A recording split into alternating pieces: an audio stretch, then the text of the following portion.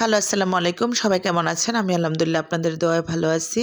তা আমার মেয়ের এই চুমুর রহস্যটা হচ্ছে আজকে বলছি আমার মেয়েকে যে তোমাকে ফুচকা খাওয়াইতে নিয়ে যাব সেই জন্য।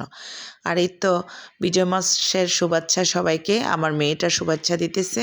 তবে আমার মেয়েটাকে ভালো করে সাজাই দিতে পারি নাই কারণ আমার একটা অ্যাক্সিডেন্ট হয়েছে। আমি ভিডিওতে বলতেছি। যারা যারা আমার ভিডিওগুলো দেখেন সবার সাথে আমি এটা শেয়ার করতেছি যে কিভাবে আমার অ্যাক্সিডেন্টগুলো হলো আর কি হলো। তো এই তো ঢাকা নিউ মার্কেট গিয়েছিলাম, ওইখান থেকে এগুলা নিয়ে আসলাম।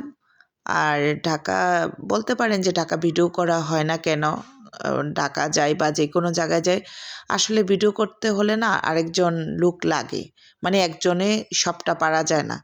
কারণ আমার মেয়েটাকে ধরতে হয়, আমার ব্যাগ নিতে হয়, তারপরে ভিডিওগুলা করতে অনেক সমস্যা হয়।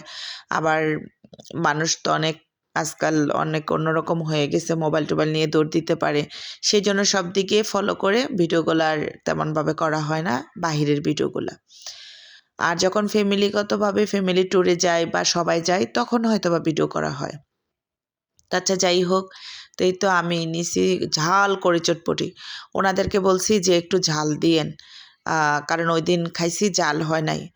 বিশ্বাস করবেন এত জাল দিছে, মনে হইছে মা গো মা, আল্লাহ গো আল্লাহ, আমি কোন দুনিয়াতে আছি। ওই যে একটা ডায়লগ আছে না যে বাইরে বাই, আমি তো ঝালে একদম মইরা গেছি। মানে এমন অবস্থা আমার, মানে চোখে দিয়া পানি এসে পড়ছে। আসলে আমি ক্যামেরা অফ করে মানে চোখের পানিগুলা কিন্তু মুছছি, এতটা জাল দিছে। তবে অনেক ভালো লাগছে, কারণ আমার শরীরে একটু জ্বর জ্বর ভাব আসলে টকটা, ফুচকা, ভর্তা এগুলো অনেক ভালো লাগে। তো আমার মেয়ে মাশাআল্লাহ আলহামদুলিল্লাহ সবাই বলবেন, আমার মেয়েটা ফুচকা পছন্দ করে, কিন্তু এতটা পছন্দ করে আমি এতদিন জানতাম না। মানে ওরে এক প্লেট দিছি, তো ভাবলাম আমিও ওর থেকে দুই একটা নিয়ে শেয়ার করব। আলহামদুলিল্লাহ শুধু আমি একটা খাইছি আর আমার মেয়ে সবগুলা খাইছে। ওই এখনই মাশাআল্লাহ অনেক ফুচকা খাইতে পারে। তবে এটা তো আর ভালো কিছু না, মানে এটা পছন্দ, এটা হচ্ছে শখ, এটা তো আর ভালো তেমন কিছু না। তো আমার ঝাল খাইয়া এত মানে এ মনে হইতেছে যে একটু ঠান্ডা খাবো, এটা খাবো, ওইটা খাবো। তো এই দোকানে তেমন কিছু ছিল না, তো একটা মানে কোকা কোলা নিছি আর কি খাওয়ার জন্য। মানে ঠান্ডাটা খাইলে হয়তো বা জালটা চলে যেতে পারে সেই জন্য। তো এই তো আমার মেয়েটা আর আমি খাইয়া গল্প করতেছি। তা আমার মেয়েটা অনেক গল্প করতেছে। তো আমার মেয়েটা লিপ জেল দিয়ে রাখছে, তো সেই জন্য ঠোঁটে চুমা দেওয়া যায় না। আর এই তো আমার আম্মু, আমার ভাড়াটিয়ার বাচ্চারা, তারপর আমার ওই যে ভাইয়ার নাতনিটা, আমার মেয়েটা, মানে সবাই একদম গুলে গালে দুষ্টামি করতেছিল। তো এই শৈশবকালটা না অনেক সুন্দর, কিন্তু হয়তোবা এই শৈশবকালটা তো সবাই এত সুন্দর করে ইয়ে করতে পারে না।